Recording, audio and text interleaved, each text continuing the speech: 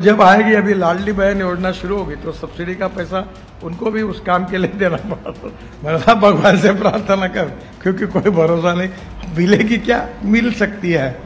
सरकार ये विषय कन्या होती है, जिसके साथ जाती है उसको डुबाती है। ये आप इनके लफड़ा सरकार के भरोसे नहीं होता। मेरा तो मत है, कोई भी पार्टी की सरकार हो, सरकार को दूर रखो।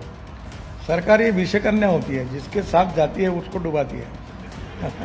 ये आप इनके लफड़े में पड़ो मत, जो सब्सिडी लेना है ले लो, पर ये कोई कब मिलेगी कुछ मिलेगी कोई भरोसा नहीं होता।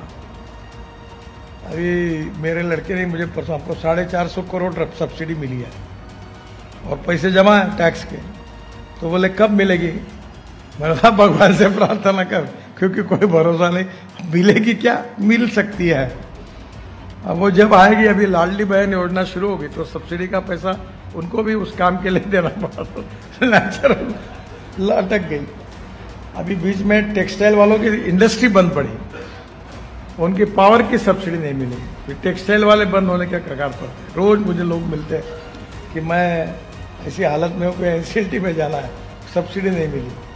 तो प्रॉब्लम यही है कि हम हमारे भरोसे प्लान करें। आगामी विधानसभा निवडणुकीच्या तोंडावर महायुती सरकारने मुख्यमंत्री लाडकी बहीण योजना आणली होती, मात्र विरोधकांनी या योजनेवरून सरकारवर सातत्याने टीका केलेली आहे। दरम्यान आता भाजपाच्या एका वरिष्ठ नेत्याने या योजनेवरील केलेले विधान सध्या चर्चेत आलेलं आहे। भारतीय जनता पक्षाचे ज्येष्ठ नेते आणि केंद्रीय मंत्री नितीन गडकरी यांनी केलेल्या विधानामुळे चर्चा सुरू झालेली आहे।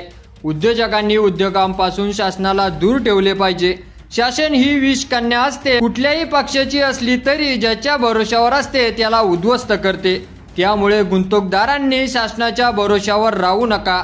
सध्या अनुदानाचे पैसे मिळतील का याची शाश्वती नाही, कारण लाडकी बहीण योजनेवर पैसा द्यावा लागत आहे, असेही गडकरी यांनी म्हटलेलं आहे।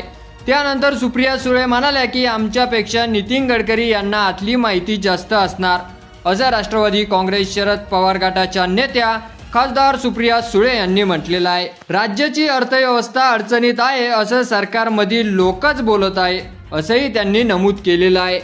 नितीन गडकरी यांच्या प्रतिक्रियेवर तुम्हाला काय वाटतं ते आपल्या कमेंट बॉक्समध्ये लिहायला अजिबात विसरू नका आणि आपल्या चॅनलवर जर नवीन असाल तर चॅनलला सबस्क्राईब करा। धन्यवाद।